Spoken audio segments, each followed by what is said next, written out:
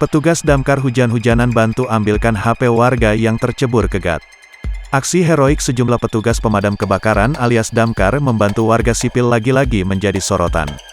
Kali ini, mereka membantu mengambilkan HP milik warga yang tercebur ke dalam sebuah gat ketika hujan deras. Momen itu menjadi viral usai diunggah oleh akun @humasjakfir di jejaring media sosial Instagram.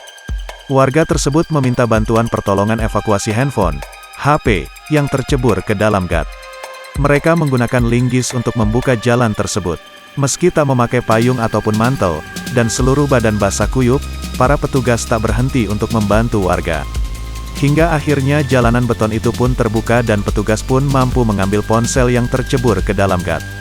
Proses evakuasi itu dikatakan memakan waktu kurang lebih selama 30 menit.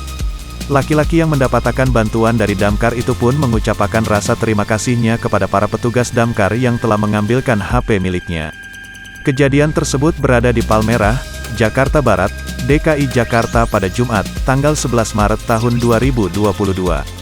Unggahan tersebut menjadi viral dan dibanjiri beragam pujian dari warganet di